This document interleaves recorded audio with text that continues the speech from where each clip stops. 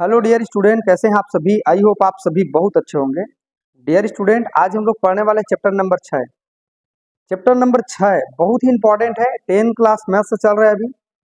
Video बहुत अच्छा लग रहा होगा आप सभी को। मैंने और बाकी चैप्टर के लिए सबके लिए वीडियो अपलोड कर दिया है, आप उनको जरूर देखिएगा। और अगर वीडियो मेरा अच्छा लगे तो ज़्यादा से ज़्यादा लोगों को शेयर करिएगा, है ना। और खुद सब्सक्राइब कर दीजिएगा ताकि जो भी नया वीडियो अपलोड किया जाएगा वो आपको तुरंत नोटिफिकेशन के रूप में आपको तुरंत मिल जाए। ठीक है, चलिए देखते हैं। ये आपका क्लास आज देखेंगे तो कुछ बेसिक हम पढ़ेंगे। अब बेसिक को अगर आपको नॉलेज हो गया तो मुझे लगता है आप ईमानदारी से उनको सीख जाएंगे। ओके, चलिए देखते हैं। चैप्टर नंबर 6 है, इसका नाम है कोऑर्डिनेट ज्योमेट्री। हिंदी में कहते हैं इनको निर्देशांक ज्यामिति। निर्देशांक क्या चीज होती है? निर्देश देना, कोई जो साइड होंगे उनको निर्देश देंगे, राइट ना, अक्ष को। चलो देखते हैं, कुछ महत्वपूर्ण तथ्य दिया है। क्या तथ्य है देखते हैं जरा। देखो, अक्ष क्या चीज होता है पहले तो बोल रहे हैं हम लोग। अक्ष किसको कहेंगे? एक्सिस कहते हैं इंग्लिश में। क्या होता है एक्सिस? देखो, 2 लाइन मैंने लिखा है, ये एग्जाम में आपके पूछे नहीं जाएंगे, लेकिन इनको आपको जानना पड़ेगा, पढ़ना पड़ेगा। अगर इसको आप जान लेते हैं तो बाकी का जो क्वेश्चन होगा वो आसानी से आप समझ सकते हैं। ओके, देखो, समतल तल पर खींची गई दो परस्पर लंबवत रेखाएं अक्ष कहलाती है। ये देखो, यहाँ पर एक समतल, हमारे पास कोई एक प्लेन है जहां पर कोई अक्ष डाला गया है। एक एक्स यहाँ पर एक अक्ष डाला गया है और इस पर एक और अक्ष डाला गया है। ठीक है, तो ये सबको मिला के देखो, समतल तल पर खींची गई दो परस्पर लंबवत रेखाएं। दो परस्पर लंबवत रेखाएं मतलब एक ऐसे और एक ऐसे, है ना। तो इस तरह की जो खींची गई रेखाएं हैं जो एक दूसरे को काटती है, तो उनको हम लोग क्या कहते हैं बच्चों? अक्ष कहते हैं। आप एक बार देख लीजिएगा अच्छे ढंग से। इनका प्रतिच्छेद बिंदु मूल बिंदु कहलाता है। क्या कहलाएगा? मूल बिंदु। अर्थात यहाँ जो अक्ष काटा हुआ है वो क्या कहलाएगा? मेरा मूल बिंदु कहलाएगा। उनको हम लोग क्या से दर्शाते हैं? ओ से दर्शाते हैं। ये पहला बात आपको समझ में आ गया होगा। अब ये आपको नॉलेज में रहे कि भाई बेसिक, मान लीजिए क्वेश्चन तो आएगा नहीं अक्ष किसे कहते हैं, लेकिन आपके दिमाग में रहे कि अक्ष होता क्या चीज है। तो यहाँ मैंने ये पूरे डायग्राम पर बेस्ड है, ये डायग्राम को हम समझेंगे तो पूरा क्लियर हो जाएगा। अक्ष समझ में आ गया होगा। एक बार और रिपीट करता हूं मैं। समतल तल पर खींची गई दो परस्पर लंबवत रेखाएं, एक दूसरे के लंबवत मतलब एक रेखा ऐसा और एक रेखा ऐसा, अगर दोनों एक दूसरे पर रेखा काटे हुए हैं तब उनको हम लोग क्या कहते हैं? अक्ष कहते हैं। इनका प्रतिच्छेद बिंदु जो होगा वो मूल बिंदु कहलाएगा। जैसे ये देख सकते हैं यहाँ पर जो काटे हैं उनको हम लोग मूल बिंदु के नाम से जानते हैं। दूसरा है एक्स अक्ष। क्या है? इनको भुज कहते हैं, भुज। अब देखते हैं जरा, समतल में खींची गई क्षैतिज रेखा एक्स अक्ष कहलाते हैं। ये देखो, यहाँ जो रेखा खींचा गया है ना, ये जो रेखा खींचे गए हैं ये क्या कहलाएंगे? हमारा एक्स अक्ष कहलाएगा, जो क्षैतिज पे रेखा खींची गई है। ओके, अब सवाल यह है, देखो यहाँ पर डेफ लगा के रखा हूं मैं और यहाँ पर बिना डेफ वाला एक्स को मैंने लिखा हुआ है। यहाँ पर भी मैंने वाई लिखा है लेकिन यहाँ बिना डेश है और यहाँ पर वाई डेफ लगाया है। इसका मतलब ये होगा कि यहाँ पर मान लो कोई रेखा बिंदु 1, बिंदु 2, बिंदु 3, यहाँ 4, यहाँ 5 मान लीजिए, सपोज करिए। तो ये प्लस वाला पक्ष होगा ऊपर वाला, उनके अपोजिट डायरेक्शन में आएंगे बच्चों तो वो हो जाएगा हमारे पास माइनस। क्या हो जाएगा? माइनस। तो यहाँ -1, यहाँ -2, यहाँ -3, यहाँ माइनस क्या हो जाएगा मेरे पास बच्चों? 4 हो जाएगा। मतलब जैसे नीचे जैसे आएगा डेश की हो, तो ये दर्शाने का एक तरीका है, बाकी और कुछ नहीं है। ओके, अब यहाँ वैसे इनको भी देख सकते हैं, 1, 2, 3, 4, 5, 6 आप बढ़ा सकते हैं जैसे आपको डेटा दिया रहेगा उसके अनुसार। ठीक है, ये भी माइनस हो जाएगा, -1, -2, -3, -4, -5, 6 तक बढ़ जाएगा। अर्थात ये हुआ कि एक्स अक्ष का मतलब क्या है। देखो यहाँ लिखा है, देखिए क्या लिखा है। एक्स अक्ष किसको कहेंगे? इनको भुज कहते हैं, भुज। समतल में खींची गई क्षैतिज रेखा एक्स अक्ष कहलाएंगे, मतलब ये वाला एक्स अक्ष कहलाएगा। तो वाई अक्ष क्या होगा? देखो, अक्ष वाई अक्ष क्या होगा? इनको कोटि कहते हैं। समतल में खींची गई क्षैतिज रेखा से लंबवत, लंबवत मतलब उनके सामने में अगर कोई रेखा कटे हुए हैं ऐसे, तब ये क्या कहलाएंगे? हमारा वाई अक्ष कहलाएंगे। जब भी इस चैप्टर में हम लोग पढ़ेंगे तो ये हमारा जो क्षैतिज रेखा होगा वो एक्स होगा और उनके लंबवत होगा वो वाई अक्ष होगा। आपको क्लियर समझ में आ रहा होगा, ठीक है। अब देखते हैं हमारा ये बहुत ही इंपॉर्टेंट है, वेरी वेरी आईएमपी है ना। और इनको जो बच्चा मिस्टेक करता है वो पेपर में कुछ भी लिख के आ जाता है और रॉन्ग हो जाता है, ओके। क्योंकि ये चतुर्थांश है। चतुर्थांश किसको कहते हैं, देखो जरा, जैसे हम लोग अक्ष को काटते हैं पहले चतुर्थांश को समझ लेते हैं, क्वाड्रेट को समझ लेते हैं, ओके। अब देखिए यहाँ पर जो रेखा है उनको काटने के बाद एक समान कोण में 4 भाग बढ़ जाते हैं और उन्हीं 4 भागों को, जो 4 भाग बढ़ गए हैं उनको चतुर्थांश कहते हैं। क्या कहते हैं बच्चे, चतुर्थांश कहते हैं, ओके। अब सवाल है, मेरी बात को ध्यान से सुनिएगा, है ना। देखो फर्स्ट क्वाड्रेट क्या होती है, मतलब प्रथम चतुर्थांश किसको कहते हैं हम लोग, तो किसको कहेंगे, जब एक पक्ष मेरा प्लस हो, मतलब कोई मान दिया रहेगा, मान लीजिए यहाँ 3 दिया है और यहाँ मान लीजिए मेरा मान दिया है 4 दिया है, ओके।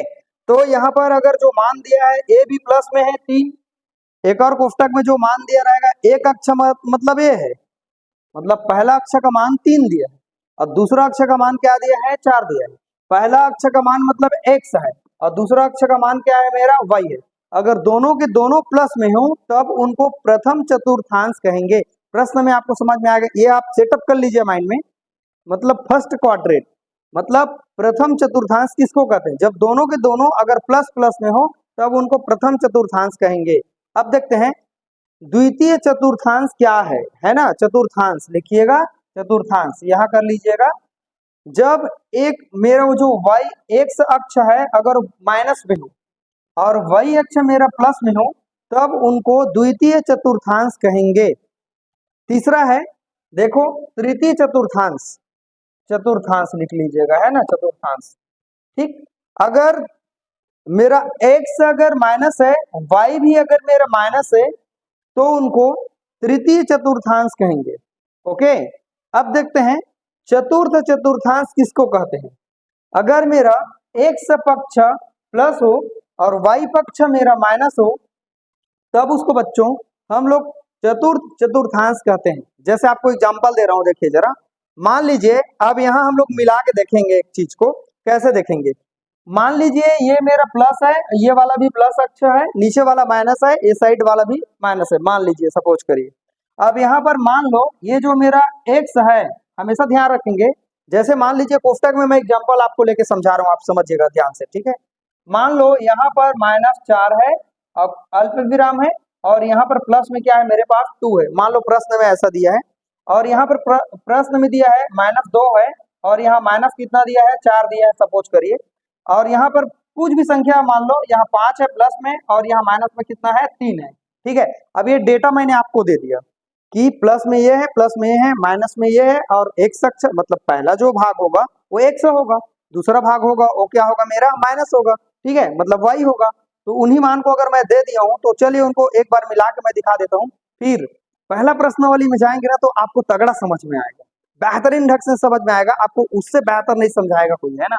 तो चलिए देखते हैं, वीडियो के लास्ट तक बने रहिएगा, आपको बेहतरीन समझ में आएगा। देखो मान लो दोनों प्लस प्लस में है, मान लो मैंने बोला यहाँ पर लिखा है 3 और 4, क्या लिखा है 3 और 4, तो यहाँ पर पहले 3 आए हैं, 3 मतलब एक्स का भाग 3 होगा, तो यहाँ पर मैंने एक्स के भाग क्या ले लिया, 3 ले लिया और वाई का भाग मेरा 4 है, तो यहाँ पर ये दोनों रेखा आपस में क्या मिल जाएंगे, यहाँ पर क्या हो जाएंगे, मिल जाएंगे। क्यों, यहाँ भी हम लोग खींचेंगे लकीर और यहाँ भी खींचेंगे, तो यहाँ पर जो मान मिला यहाँ पर लिखेंगे 3 और 4 लिखेंगे, ओके। और इनको लिखेंगे प्रथम चतुर्थांश लिखेंगे, कौन सा, प्रथम चतुर्थांश लिखेंगे, क्योंकि दोनों प्लस में है, ठीक है। क्योंकि प्रथम चतुर्थांश कहीं पर भी हो सकता है, हम लोग आगे पीछे कर सकते हैं। अब देखिए द्वितीय चतुर्थांश किसको कहेंगे, अब यहाँ मान दे दिया है -4 और 2, मतलब एक्स का मान -4 होना चाहिए, तो यहाँ -4 एक्स का मान ले लेते हैं, -4 यहाँ पर है -4, ठीक है। और y का मान प्लस में होना चाहिए, मतलब y ऊपर देखेंगे, अब नीचे को नहीं देखना है, क्योंकि y का मान प्लस में नीचे नहीं है ऊपर में है, तो यहाँ पर प्लस में 2 है, तो यहाँ पर हम लोग आ जाएंगे और यहाँ पर आपस में क्या कर देंगे, मिला देंगे बच्चों, ओके। तो यहाँ हो जाएगा हमारे पास क्या हो जाएगा, -4 अल्प विराम कितना हो जाएगा, 2 हो जाएगा, ठीक। तृतीय चतुर्थांश दोनों माइनस माइनस में होना चाहिए, तो चलिए मान दिया -2 और -4, तो -2 मतलब एक्स, -2 और माइनस क्या हो जाएगा मेरा 4 हो जाएगा इस तरह से। तो यहाँ पर क्या मिला देखिए जरा, -2 और माइनस क्या हो जाएगा 4 हो जाएगा। मतलब -2 x का होना चाहिए और -4 किसका होना चाहिए, y का होना चाहिए। आई होप आपको समझ में आ रहा होगा। तो ये इसका द्वितीय चतुर्थांश होगा और ये क्या होगा, तृतीय चतुर्थांश होगा। फाइनली एक और बचा है, चतुर्थ चतुर्थांश किसको कहते हैं। मतलब x पक्ष मेरा प्लस होना चाहिए और y पक्ष मेरा क्या होना चाहिए, माइनस। तो यहाँ पर 5 बोला है, x का मान है, तो यहाँ पर मैंने लिख लिया 5 के लिए चिन्ह लगा लिया। ठीक, अब y का मान -3 होना चाहिए। क्या होना चाहिए, -3 होना चाहिए। तो ये मेरा -3 है, तो यहाँ पर हम मिला लेंगे और इस जहां पर रेखा कटे वहां पर लिखिएगा 5 लिखेंगे, अल्प विराम माइनस में क्या लिखेंगे बच्चों, 3 लिखेंगे और इसको लिखेंगे चतुर्थ चतुर्थांश। क्या लिखेंगे, चतुर्थ चतुर्थांश। बेहतरीन आपको समझ में आया होगा बच्चों। अगर मेरा वीडियो आपने ध्यान से देखा होगा तो आपको A to Z समझ में आया होगा। ठीक है, चलिए बच्चों आप एक काम करिए, इसको स्क्रीनशॉट लीजिए। इसके बाद हम लोग प्रश्नावली 1 की ओर चलेंगे जिसमें आपका दिल खुश हो जाएगा। ऐसा चीज हम लोग देखेंगे और एक दूसरे का कॉपी बस करना है हमको और ज्यादा कुछ नहीं करना है। आप स्क्रीनशॉट लीजिए स्टूडेंट। तो हमने बहुत अच्छे ढंग से समझा कि कैसे चतुर्थांश होते हैं, कैसे अक्ष होते हैं, कैसे x अक्ष को क्या कहते हैं, y अक्ष को क्या कहते हैं, चतुर्थांश का नाम क्या क्या है, प्रथम द्वितीय तृतीय और चतुर्थ। और सबसे इंपॉर्टेंट है, इसको ध्यान रखिएगा, plus plus minus plus minus minus और प्लस माइनस, ये बात आप भूलिएगा नहीं। ओके, तो इनको आपने स्क्रीनशॉट लिया। चलिए अब इसके बाद हम लोग प्रश्नावली की ओर आगे बढ़ते हैं। ठीक है डियर स्टूडेंट, हम लोग प्रश्नावली 6.1 के पहले प्रश्न के ऊपर बात करते हैं। बहुत ही बेहतरीन है, मैं आपको A to से Z तक समझा के दूंगा। समझ में आ रहा होगा, मेरा मतलब यह है कि आपको क्लियर सब चीज समझ में आएगा। एक भी अगर आपको डाउट होता है तो मुझे कमेंट में आप जरूर बोलिएगा कि सर यहाँ पर डाउट हो रहा है, आप एक बार रिपीट करके जरूर बताएं। ठीक है, तो चलिए बात करते हैं पहला सवाल। और एक प्रश्न बनाने के बाद पूरा जो भी प्रश्न आएगा आपका A to Z बन जाएगा। चलिए देखते हैं। देखो क्या बोला है, नीचे कुछ बिंदुओं के निर्देशांक दिए गए हैं, उनके निर्देशांक समतल पर प्रदर्शित कर बताई गई है कि बिंदु किस चतुर्थांश में है। हमको बताना है कि जो बिंदु है वो कौन कौन चतुर्थांश में है, उनको बताना है आपको। ओके, चलिए देखते हैं। पहला क्वेश्चन क्या है, 3 + 3 और +4 दिया है, यहाँ पर -5 और 6 दिया है प्लस में। तीसरा हमारा बिंदु है निर्देशांक का -2 -1 दिया है। चौथा दिया है 2.5, कॉमा लगाएंगे और दूसरा है हमारा इसी का जो बिंदु है वो -7 है। बस एक बात सेटअप करके रखिएगा, ये जो निर्देशांक दिए हैं तो जो पहला बिंदु होगा वो x का मान होगा। मतलब ये वाला मान x का होगा, ये y का, फिर ये x और ये y, ये वाला x y, ये वाला x और ये वाला हमारा क्या होगा, y होगा। तो चलो हम लोग बारी बारी से समझेंगे। मैंने थोड़ा सा थ्योरी लिखा है बच्चों, और थ्योरी आपको ये देख करके आप बता सकते हैं, पूरा क्लियर बता सकते हैं कि कैसे हमको फील करना है, कैसे हमको लिखना है। फिर मैं डायग्राम में आपको लेके जाऊंगा कि उनका रेखा कैसे बात करती है। ओके, चलो देखते हैं। यहाँ लिखा है +3 और +4 लिखा है। पहले डायग्राम वहां चले जाइए, +3 और +4। ये देखो, एक तो x का मान है तो +3 पूछा है, तो एक तो मान यहाँ पर है और 4 पूछा है मतलब यहाँ पर है। ठीक है, तो आप स्केल पट्टी उठा लेंगे और स्केल पट्टी लेने के बाद स्केल को ऐसे रख करके, ठीक है, ऐसे इनको आगे बढ़ाएंगे रेखा को, तो ये आगे आ जाएंगे आपका रेखा। ठीक है, अब यहाँ वहीं पर नीचे उनको झुकाना है, मतलब रेखा डालना है जहां पर 3 बिंदु मिला है। तो यहाँ पर स्केल पट्टी रखिएगा और स्केल पट्टी रखने के बाद बच्चों इनको नीचे झुका देना है। तो ये हमको मिलते हुए रेखा नजर आ रहे हैं। जहां पर रेखा मिले उनको हम लोग मान लेंगे, बिंदु मान सकते हैं, और उस बिंदु का नाम है हमारे पास निर्देशांक का मान क्या है, बोलो जरा। 3 दिया है प्लस में, और प्लस में कितना दिया है बच्चों, 4 दिया है। तो ये तो हमने लिख दिया 3 और 4। चलिए उसी के बारे में हम लोग बारी बारी से एक्सप्लेन करेंगे। और जब आपको एक निर्देशांक का वैल्यू अगर आपको मालूम हो गया, उनके बारे में आप थ्योरी लिख सकते हैं, तो मुझे लगता है बाकी 1, 2 और 3 बचेंगे, उनके बारे में आप थ्योरी आसानी से लिख सकते हैं। बढ़िया ध्यान से सुनिएगा, ये कॉम्प्लिकेटेड है थोड़ा सा, लेकिन अगर आप ध्यान से नहीं सुनेंगे तो आपको ये समझ में नहीं आएगा। ओके, चलो देखते हैं। देखो मैंने पहला को एक्सप्लेन करना चाहा, ये पहला का एक्सप्लेन इतना है, मतलब इतना को मैंने समझाया है 4-5 लाइन में। उसके बाद इसको भी समझाना है, इनको भी समझाना है और इनको भी समझाना है। और ये डायग्राम आपको फील करना है, जो रेखा दी है उनको, तब जाके आपको 4 नंबर या 5 नंबर अच्छे ढंग से मिलेंगे। और A to Z same to same उतारना नहीं है आपको, जैसे आप समझ पा रहे हैं उन बिंदु को वैसे आपको लिख देना है। ओके, चलो देखते हैं 3 और 4। देखो इस बिंदु का एक सा निर्देशांक 3 है। कैसे मालूम हुआ? इनको देख के। मेरा मतलब यह है कि आप प्रश्न को ही देख के सीखेंगे, समझेंगे। तो इससे हमको ये पता चला कि इस बिंदु का एक सा निर्देशांक 3 है। क्या है? 3 है। यही से पता चल रहा है कि इसका एक सा निर्देशांक क्या है? 3 है। अर्थात बिंदु की y अक्ष से लंबवत दूरी +3 है। क्या है? जो लंबवत उनकी दूरी, इनके लंबवत कौन है? ये, और इनके लंबवत कौन है? ये। तो उनकी दूरी कितना है बोल रहा है? प्लस में 3। अर्थात अतः सर्वप्रथम हम x अक्ष की धनात्मक दिशा, x अक्ष की धनात्मक दिशा मतलब ये 0 से लेकर के x अक्ष की ओर आगे बढ़ेंगे। क्या बढ़ेंगे? 0 से x अक्ष की ओर आगे बढ़ेंगे और हमको एक बिंदु मिलेगा, उसका नाम है, क्या नाम है उसका? +3 इकाई की ओर आगे बढ़ेंगे। ये तो समझ में आ गया होगा। ठीक है, अब क्या करते हैं फिर? चूंकि y निर्देशांक +4 है, यहाँ देख सकते हैं। अब एक का तो बात कर दिया हमने, क्योंकि x का मान प्लस है तो 0 से लेकर के x की ओर गए और 3 पर जाने के बाद रुक गए, और वहां 3 रेखा के जाने के बाद हमको एक बात मालूम हुआ कि दूसरा जो हमारा बिंदु है वो क्या है? हमारा जो y का निर्देशांक है वो भी धनात्मक है। अर्थात किस ओर बढ़ेंगे? +4 की ओर बढ़ेंगे। इसलिए हम y अक्ष की धनात्मक दिशा, मतलब इसमें भी धनात्मक दिशा की ओर हम लोग बढ़े, और इसको क्या बोलेंगे? इसको बोले थे, क्या बोले थे? 0 से लेकर के x अक्ष की ओर बोले थे। इनको क्या बोलेंगे? 0 से लेकर के क्या अक्ष की ओर बोलेंगे? y अक्ष की ओर आगे बढ़े। बढ़ने पर क्या मिला हमको? एक बिंदु 4 मिला, प्लस में 4 मिला। तब हम इनको अभिष्ट बिंदु क्या कहेंगे? 3 और 4 प्राप्त होगा। इस बिंदु के निर्देशांक अर्थात x और y दोनों के निर्देशांक धनात्मक है, अतः यह प्रथम चतुर्थांश कहलाएगा। मैंने आपको शुरू में ही समझाया है कि प्रथम चतुर्थांश कौन होगा? अगर x भी प्लस है, y भी मेरा प्लस है, दोनों के दोनों अगर प्लस है, तब उनको प्रथम चतुर्थांश कहते हैं। बच्चे लोग ये माइंड में अच्छे सेटअप कर लीजिएगा। क्लियर हो? अब देखो मैं आपको बिना देखे आपको समझाता हूं, देखो कैसे बोलना है। 3 और 4 जो हमारे बिंदु दिए गए हैं, 3 और जो 4 बिंदु दिए गए हैं, उनमें x जो अक्ष है वो धनात्मक है। क्या है? वो धनात्मक है। अतः हम लोग क्या करेंगे? अर्थात क्या करेंगे? 0 से लेकर के x की ओर बिंदु 3 की ओर आगे बढ़ेंगे। कहां पर आगे बढ़ेंगे? बिंदु 3 की ओर आगे बढ़ गए। ये तो बात सेटअप हो गया दिमाग में। ठीक है, अब हम लोग क्या बोलेंगे? चूंकि जो y अक्ष है वह भी हमारा धनात्मक है, अर्थात मान 4 आया है, तो 0 से लेकर के y की ओर हम लोग धनात्मक मान की ओर क्या बढ़ेंगे? आगे बढ़ेंगे।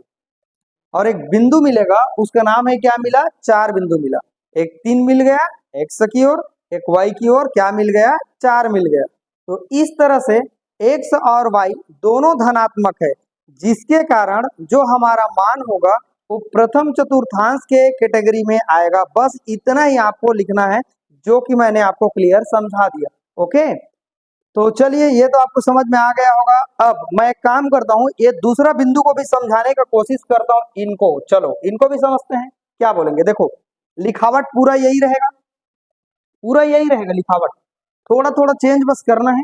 बस ये प्रश्न है बच्चों, ये प्रश्न है हमारा, ये प्रश्न दिया रहेगा हमको, उन्हीं को हमको देख करके सवाल करना है। चलो कैसे बोलेंगे इसके बारे में। देखो ये x बोल रहा है, ये लो भैया ये x है, और ये क्या है? हमारा y है।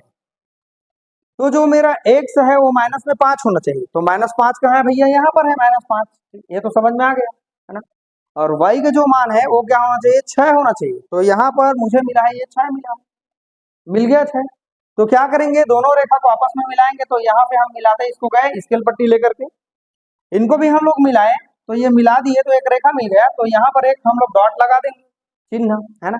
और यहाँ पर लिखना पड़ेगा -5 कॉमा लगा के क्या लिखेंगे? 6 लिखेंगे। ठीक है, अब एक बात दिमाग में सेटअप हो गया, जब मेरा x का मान माइनस हो और y का मान मेरा अगर प्लस हो, तब वह कहलाएगा ये पहला चतुर्थांश। ठीक है, तो ये कहलाएगा बच्चों द्वितीय चतुर्थांश, यहां पर लिखिएगा द्वितीय चतुर्थांश क्या कहलाएगा बच्चों, द्वितीय चतुर्थांश। और ये क्या कहलाएगा, प्रथम चतुर्थांश ये कहला गया, और ये हमारा द्वितीय चतुर्थांश। अब इनको एक्सप्लेन करनी है आपको, कैसे करेंगे देखो, इन्हीं को देख के बोलना है। इस बिंदु का एक्स निर्देशांक, अभी 3 बोल रहे थे तो अब क्या हो जाएगा, 5 हो जाएगा। अर्थात बिंदु की y अक्ष से लंबवत दूरी -5 है, मतलब उनके लंबवत उल्टा साइड में -5 होगा, इसको बोल रहा हूं।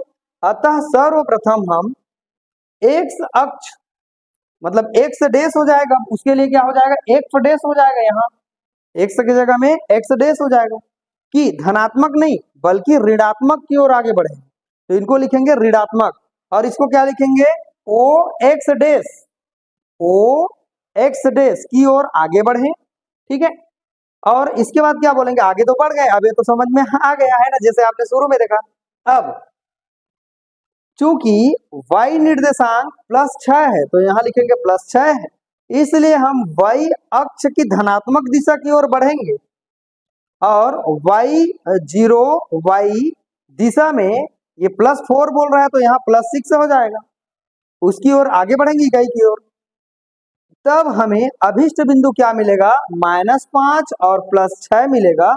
अर्थात फाइनली बोलेंगे हमारा x का मान माइनस और y का मान अगर धनात्मक आता है तब उनको द्वितीय चतुर्थांश कहते हैं बेटा, राइट ना, आपको समझ में आ रहा होगा, क्लियर, ओके।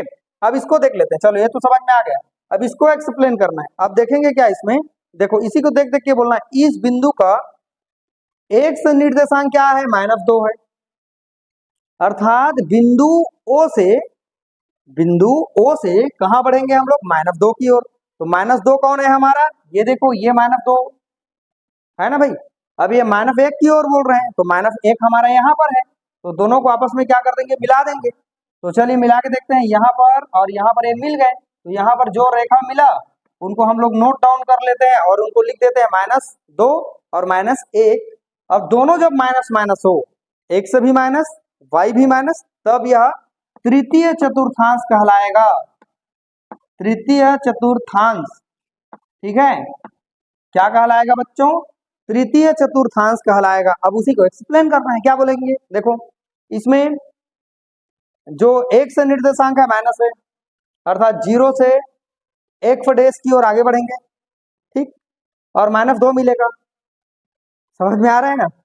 उसके बाद दूसरा हमारा जो रेखा है वो भी -1 है, मतलब माइनस मान है, तो हम लोग इनके लंबवत x डैश के लंबवत y डैश की ओर आगे बढ़ेंगे, और 0 से y डैश की ओर आगे बढ़ने के बाद बिंदु मिला हमको -1, जहां पर आपस में मिलेंगे, अब मिलने के बाद -2 और -1 मिलेगा। अतः हमारा x का मान माइनस भी है और y का मान भी हमारा माइनस है, तो दोनों जब माइनस हो तब उनको तृतीय चतुर्थांश कहते हैं। आई होप आपको क्लियर समझ में आ रहा होगा। चतुर्थ चतुर्थांश, देखो ये x का मान है और ये क्या का मान है हमारा, y का मान है, तो 2.5 बोला है, मतलब x का मान, तो हम लोग x तो इधर है नहीं, ये तो माइनस में है, इधर तो y का मान है और सिर्फ ये बचा, तो इसको बोलेंगे हम लोग 2.5, मतलब 2 और 3 के बीच में 2.5 हमको मिलेगा, ओके।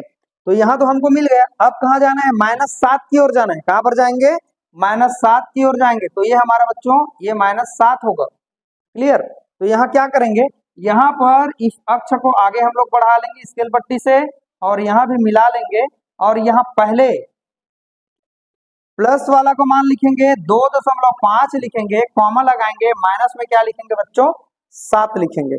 और जब हमारा पहला मान धनात्मक अर्थात x का मान धनात्मक और y का मान अगर ऋणात्मक मिलता है तब उनको चतुर्थांश कहते हैं। क्या कहेंगे बेटा, बोलिए आप लोग, ध्यान से बोलिए भाई, अगर समझ में आ रहा है तो बिल्कुल बोलिए यस सर, मुंह बंद करके नहीं रखना है, ये क्लास आपको मजा आ जा रहा होगा, राइट ना। आपको रटना बिल्कुल भी नहीं है, आपको सिर्फ समझना है, ओके।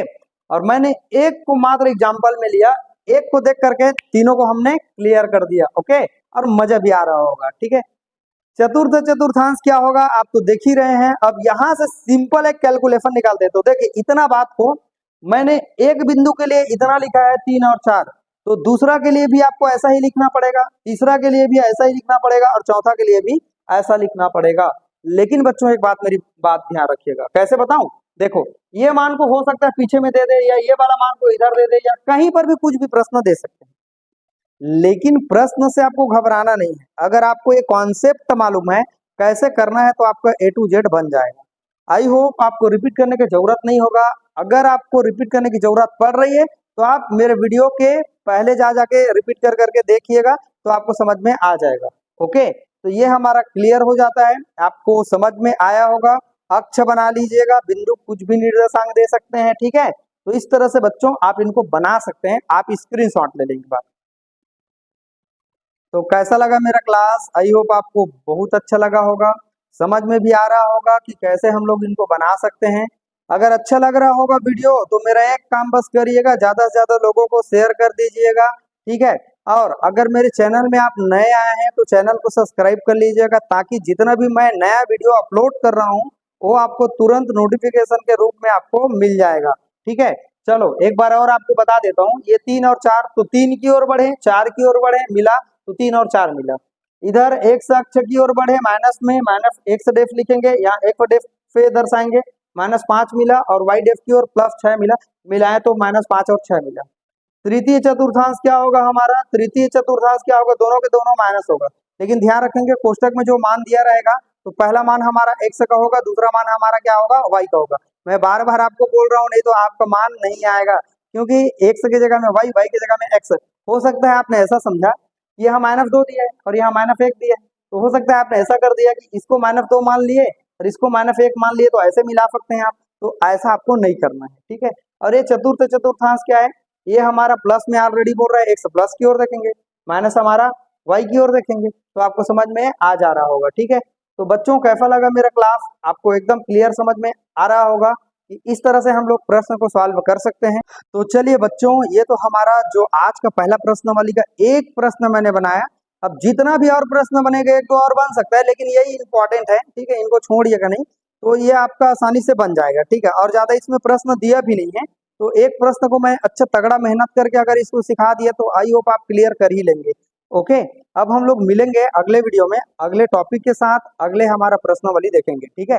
अगर वीडियो अच्छा लगे तो चैनल को लाइक करिएगा, सब्सक्राइब करिएगा, ठीक है। वीडियो को वॉच करने के लिए थैंक यू।